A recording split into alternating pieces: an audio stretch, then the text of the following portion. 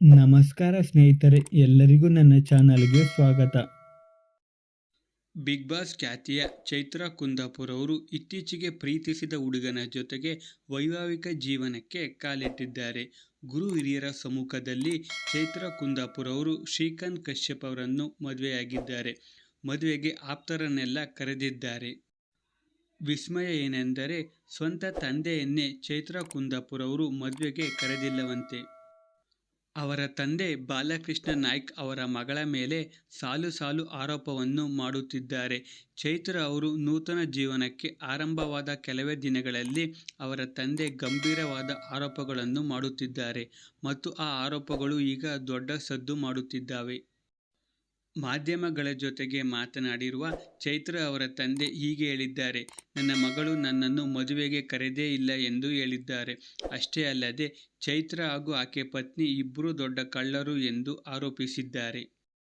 ಮತ್ತೆ ನನ್ನ ಪತ್ನಿ ಕೂಡ ಮಗಳ ಬೆಂಬಲಕ್ಕೆ ನಿಂತಿದ್ದಾಳೆ. ಇವರ ಹಣದ ಆಸೆಗಾಗಿ ನನ್ನನ್ನು ದೂರವಿಟ್ಟಿದ್ದಾರೆ. ಗೋವಿಂದ ಬಾಬು ಪೂಜಾರಿ ಅವರ ಪ್ರಕರಣದ ಹಣವನ್ನು ಇವರು ಹಂಚಿಕೊಂಡಿದ್ದಾರೆ ಎಂದು ಮಾಧ್ಯಮ ಮುಂದೆ ಅವರ ತಂದೆ ಹೇಳಿದ್ದಾರೆ. ಚೈತ್ರಾ ಅವಳ ಮದುವೆ ಸಂದರ್ಭದಲ್ಲಿ ಆಕೆ ನನಗೆ 5 ಲಕ್ಷ ಹಣವನ್ನು ಕೇಳಿದ್ದಳು.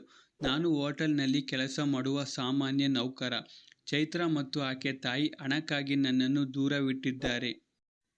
ಚೈತ್ರಾ ಪತ್ನಿ ಕೂಡ ನಮ್ಮ ಮನೆಯಲ್ಲೇ ಇದ್ದವನು.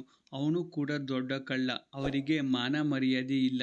ಈಗ ನನ್ನ ಕುಟುಂಬದ ಮಾನ ಮರ್ಯಾದೆಯನ್ನು ಕೂಡ ತೆಗೆದಿದ್ದಾರೆ. ನಾನು ಕಟ್ಟಿಸಿದ ಮನೆಯಲ್ಲಿ ಈಗ ನಾನೇ ಅನಾಥನಾಗಿದ್ದೇನೆ ಎಂದು ಚೈತ್ರಾ ಅವರ ತಂದೆ ಅವಳ ಮೇಲೆ ಸಾಲು ಸಾಲು ಆರೋಪವನ್ನು ಮಾಡಿದ್ದಾರೆ. ಗೋವಿಂದ ಬಾಬು ಪೂಜಾರಿ ಪ್ರಕರಣದಲ್ಲಿ ಈಕೆ ಹಣ ಹೊಡೆದಿದ್ದಾಳೆ. ಬೇರೆ ಬೇರೆ ಬ್ಯಾಂಕ್ಗಳಲ್ಲಿ ಪಡ್ಡೆ ಹುಡುಗರ ಹೆಸರಿನಲ್ಲಿ ಡೆಪಾಸಿಟ್ ಮಾಡಿ ಬಾಂಡ್ ಮೇಲೆ ಸಾಲ ಪಡೆದಿದ್ದಾಳೆ. ಇವಳು ನನ್ನ ಮಗಳು ಎಂದು ಹೇಳಿಕೊಳ್ಳಲು ನನಗೆ ನಾಚಿಕೆವಾಗುತ್ತದೆ ಎಂದು ಹೇಳಿದ್ದಾರೆ. ಆಕೆ ನನ್ನ ಜೀವನದಲ್ಲಿ ಬರಲೇಬಾರದು. ಜನ ಆಕೆಗೆ ಮಾನ್ಯತೆ ಕೊಡಬಾರದು.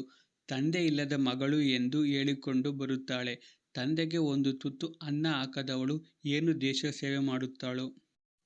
ಹೀಗೆ ಅವರ ತಂದೆ ಬಾಲಕೃಷ್ಣ ನಾಯ್ಕ್ ಅವರ ಮಗಳ ಮೇಲೆ ಸಾಲು ಸಾಲು ಆರೋಪವನ್ನು ಮಾಡಿದ್ದಾರೆ. ಸ್ನೇಹಿತರೆ, ವಿಷಯವನ್ನು ಎಳೆಯದೆ ಕೊಯ್ಯದೆ ನಿಮಗೆ ಸುದ್ದಿ ಕೊಡುವ ಪ್ರಯತ್ನ ನಮ್ಮದು. ವಿಡಿಯೋ ಇಷ್ಟ ಆದರೆ ಲೈಕ್ ಮಾಡಿ, ಶೇರ್ ಮಾಡಿ ಮತ್ತು ನನ್ನ ಚಾನಲ್ಗೆ ಸಬ್ಸ್ಕ್ರೈಬ್ ಮಾಡಿ. ಧನ್ಯವಾದಗಳು.